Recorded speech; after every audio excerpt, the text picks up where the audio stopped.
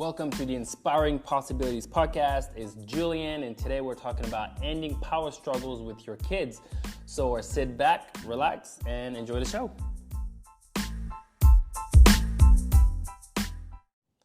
All right, so today is a very unique and different episode. Oftentimes on this podcast, we talk about entrepreneurs, we're talking about dadpreneurs, we're talking about lifestyle. But today I want to talk about parenting and fatherhood. One of the topics that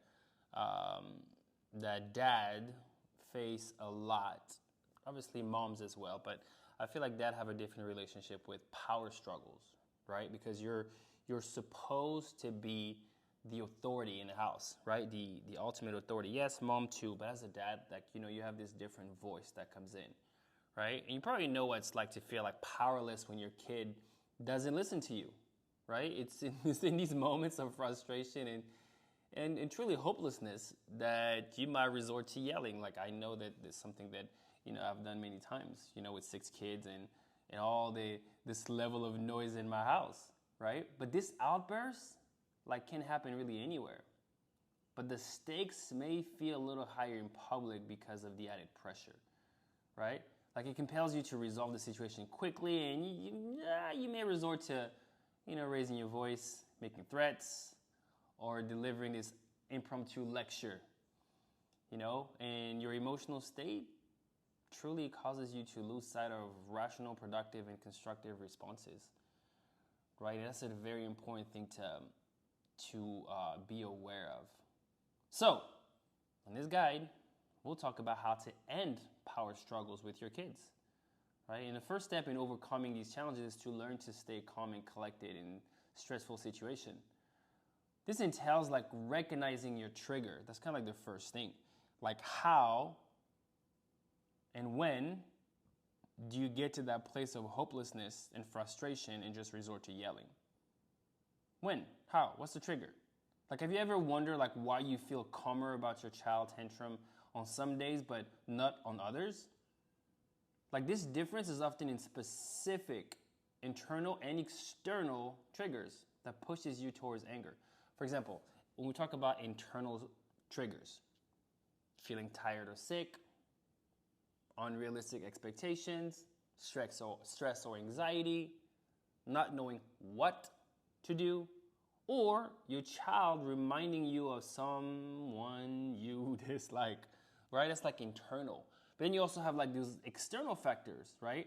Other people's expectation, your child not meeting your expectations, comparing yourself with others, seemingly composed parents, right? What I like to say is seemingly, because it looks like they're composed, but really on the inside they're boiling. Have you ever seen those people where they are really keeping it in, but you can tell it's this very passive, oh, get you on a girl home, kind of thing. So that's why I say those seemingly composed parents. And then last one is your child not behaving in public. Now, to overcome that pattern of yelling, you must identify your triggers. So you have to identify your triggers and understand them. And you can do this by using a diary, by noting down examples of situations that got you to start yelling and get those outbursts, right? And afterward, just kind of reviewing these entries to identify any recurring pattern, right? Trigger happened, this is what I did, this is what I thought, this is my emotion, this is what I did, right? So you can start to see, are there particular situations or emotions that consistently lead to yelling, right? So I want to give you a quick little framework, and then I'm going to talk about a tool that you could use. So framework is like this, right? Inside of your diary or your journaling. One is a situation, right? Describe the situation that made you angry. What happened? 2 is the thought. What did you think right before the outburst? Right? Is he trying to show me off? Is he what is the thought that came through your head? Then is the emotion. How did the outburst make you feel? Calm, feel like shit, shame, whatever. What is the emotion? Then is the bodily sensations. How did your body feel? How did you feel physically? Then your reaction, right? What was your reaction? Is this you? Is this like this is your normal reaction, right? And then lastly, what could have been, if you feel like this was not good, what could have been your appropriate reaction? Like, how could you avoid such an outburst in the future if it happens again? Right? So here, like, we're going to discover ways to deal with common stressful situations without resorting to yelling, at your kid. I have 6 kids, so trust me, 6 kids, 4 boys, 2 girls. And so I have many situations where yelling, seem to be the appropriate way to diffuse the situation. When they're yelling, but I understood also that it creates more of the situation that I don't want, right? It creates more of that situation that I don't want. And also model yelling. And that's not something that I want my kids to feel. So let's move. So when you're yelling at your kids, right, you may be like unknowingly passing down negative patterns that you adopted from your own parents. For me, I know that my mom didn't yell, my dad didn't yell, but my grandma, both of my grandmas actually were kind of like that. So that is just interesting. I did not get it from my parents, but my grandparents, my 2 grandmas, were a little bit more on the yelling side, right? So if you want to nurture a more caring or healthy family bond, like, you need to break this cycle. And understanding this cycle is not just coming from your parents, it can come from your parents' parents, right? So you need to do this, right, and recognize these behaviors to better understand yourself and your emotions, right? Because remember, like, you can be the one to end it, right? So 1, look back at your upbringing and maybe your parents' upbringing, right? Reflect on how your parents raised you and how your parents got raised, right? Did they do something you wish you could have changed? What would you do instead? Like, just look at your upbringing. 2, notice your emotions, right? What is your immediate reaction to your child's misbehavior? Like, is there a chance that this reaction is caused by your experiences, with your parents? Or maybe ask your parents that question too, to see like how they, how that experience caused them to react. Then 3rd, understand your emotions. Like, if you notice strong emotions when your child behaves in a certain way, take a pause and think about it. For example, feeling worried when your child forgets to call, after school, like, might connect to your own past, like getting in trouble for being late. Like, for me, I remember that I told my wife that. I'm like, don't call me by my first name. Anytime I've called Julian, my whole life has been when I'm in trouble. My coach will be yelling my name, or my mom will be calling my name. And so it is this weird thing that when I'm called by my first name, there's a trigger inside of my body that makes me feel like, oh, what did I do? What did I do? Right? My first response will be, what did I do? Right? Which is very interesting. So I want you today to pinpoint the things that often makes you lose your cool and end up shouting. Like, figure out, like, what are those triggers? Right? What are those triggers for you? That's kind of the first step of handling them. Right? But just knowing, that there are different ways to respond to your child's action is not sufficient. We know that, right? You also need practical strategies. So here are a few. 1 is, don't try to win. I know, don't try to win. Remember, interacting with your child isn't a competition. It's about guidance and understanding, not winning a battle, right? Because if I win, that means that you lose. And if I win, then I have to fight you, and none of us win. 2, stay calm. Like, keeping your cool can prevent the situation from escalating further. And it requires you to take a deep breath and approach the conversation with a clear, calm mindset. And that requires you to be able to be at a good place, right? I've said it time and time again, especially with like coaching clients. It is hard to be a great dad if you're not in a great place. It really is hard. It's hard to be a great dad if you're not in a great place, right? If you're consistently just struggling with internal, challenges, if you're consistently tired, if you're consistently worrying about money, if you're consistently worrying about like you're not doing what God called you to be, if you're consistently having challenges with your wife, it's hard to be a great dad. And so whenever those little, power struggle happen, like you just want to shut it down because you're just annoyed by it, right? So it's very important for you to be able to get to the place of staying calm. That means that you have to get to a place of calmness. Third, be curious. Like, instead of assuming your child is acting out of resisting, ask question. Like, I love the mindset shift of curiosity. When you come in and you're like, let me be curious. Because when I'm curious, I'm asking different type of question, right? I'm asking question without trying to get a specific outcome, right? Like, I'm just trying to understand. And so it's just like, hey, what would you do that? Oh, wow, why? How did that make you feel? Like, I am inquisitive. I'm just asking question, right? You're trying to understand their perspective and feeling, which, can lead to a more empathetic solutions for you. Because if you truly not understand where they're at, what they're doing it, how they're feeling, it's kind of hard to come in and have a discussion, because you're going to have assumptions. And I've had many assumptions with my kids. 4 is create learning opportunities. Now, what do I mean by that? Like, use conflict as teachable moments. Not a lecture, a teachable moment, right? Because this can help your child learn from the experience and understand the consequences of their action, but in a constructive way. I like the reframe of teachable moment versus lecture.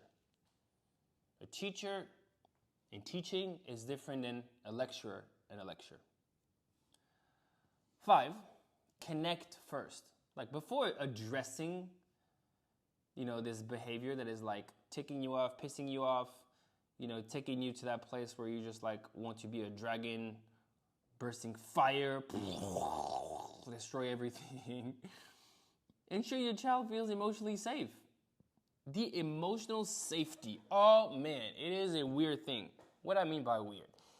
It is weird because it is unseen. But it's unseen, but it's visible. What do I mean by that? You can look at your child without sound and notice if they feel emotionally safe. Are they taking a step back?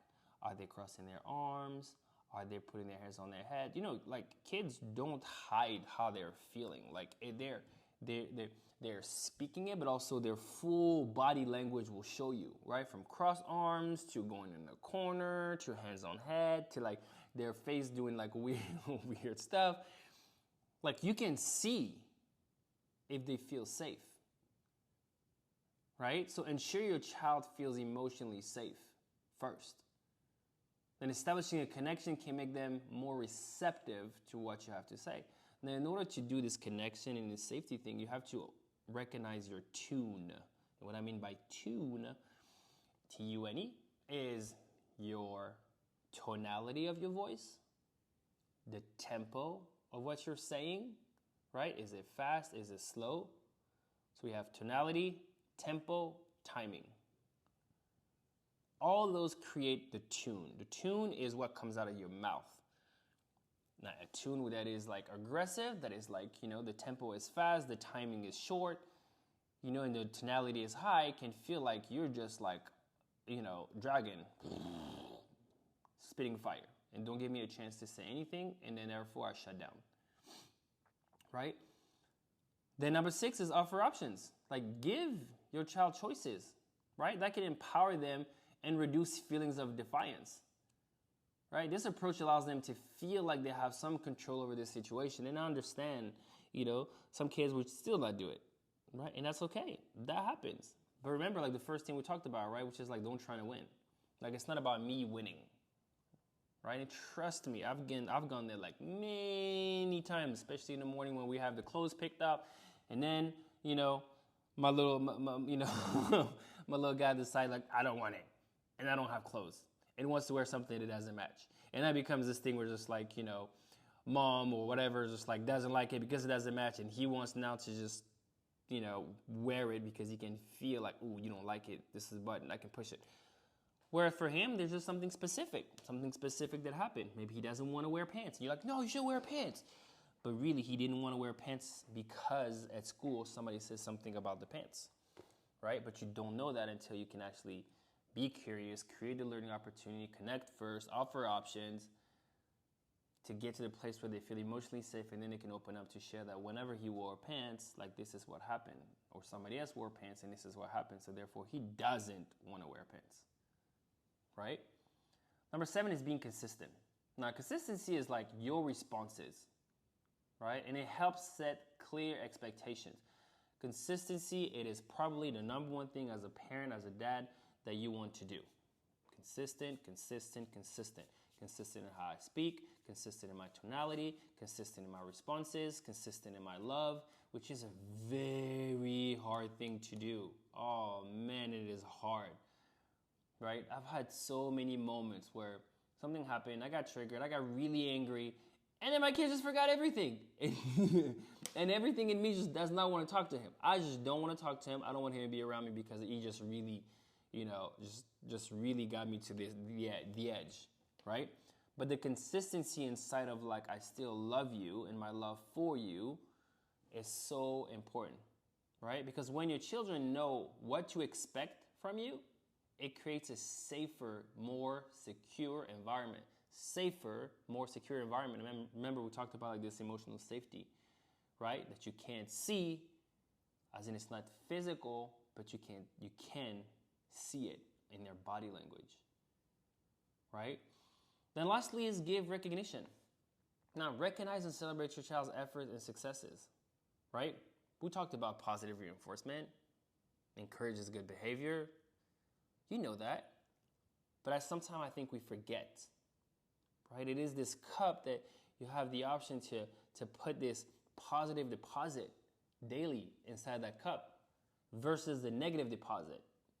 Because the more you give the positive deposits inside of like, celebration and recognition, even of something small, the more the cup is full with positive, loving, celebratory energy versus the no, don't, why, again, you again, which is negative energy that is inside of it, right? Positive reinforcement encourages good behavior more effectively than punishment. And it's very hard in the moment, because, again, if you're not in a calm place, you get triggered, and then you go down this escalation, right? Almost like you're on autopilot because you have this pre-programmed way of dealing with those situations. And so the number one thing is to be aware of it. Now, if you're consistently struggling with these power struggles, right? It may be a sign that you need to reflect on your own behaviors and possibly get support, right? I don't mean necessarily help, but I mean like support, right? Like many dads and moms find it difficult to balance authority and empathy, right? That specifically because we kind of view as like an authority. So it's like, how can I be the authority but at the same time be such a high level of empathy, right? The nature that you have as a dad is just like, it's kind of just like question, like inside of your own body. And so it's hard to address it, right? But addressing your own emotional and psychological need can significantly improve how you interact with your children. I'm going to say that again. Addressing your own emotional and psychological needs can significantly improve how you interact with your kids, right? And that leading to fewer conflict and more respectful relationship. Because your kid should love you. You should be the role model. You should be the person that they look at and be like, wow, I'm so proud that you're my dad, right? I want to see you. Versus the opposite. Oh man, my dad is here. Right? It should be like, please, can you come? Please, can you come for lunch? Please, can you? Because I want people to see my dad. Because I love him. Because he's my role model. And that possibility exists. Unfortunately, for many men, they have the opposite, which is, oh, my dad is here kind of conversation. Right? So if that's you and you're kind of in this place of it's challenging right now, like you're not alone. I promise you that you're not.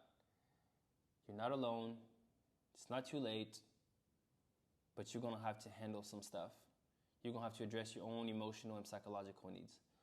Luckily, there's a tool. Remember I said in the beginning, there's a tool that I use, that a lot of other dads and entrepreneurs use to help with that piece. It's called the stack. Stack allows you to do a couple of things. It allows you to pause. Remember we talked about some point, like when you get triggered, pause. It allows you to pause, submit to the facts of the situation, right? What is the situation? Then we'll call struggle, right? Which is the reframing, the story, changing the story of the situation. Because remember, like whenever you're there and you get triggered, right? There's an emotion that happens, there's a bodily sensation that happens, and there's your reaction. So being able to go and reframe that allows you then to strike, to have a better action after that. And doing this every single day allows you to rewire your reaction to the situation, to the triggers. Done every day. Allows you to rewire yourself so that whenever those moments happen and you might get a trigger, you're not a passenger inside of that train of emotions. You're just the station. It comes in, you already know it's there, and then you navigate this. You let the train go. So if that's you, reach out. Reach out. Send me an email, Julian, Julien, at JulianMarion, JulienMarion.org. Let's create a war map so you can see like where you want to be, and then use that tool called the stack to help you, support you in addressing your own emotional and psychological needs, because that can significantly improve how you interact with your children. And I will promise you will lead to fewer conflict and a more respectful relationship, and end the power struggles with your kids. All right? Okay. Thank you so much for listening. Julian signing off, saying remember to release it, be seen, don't hide.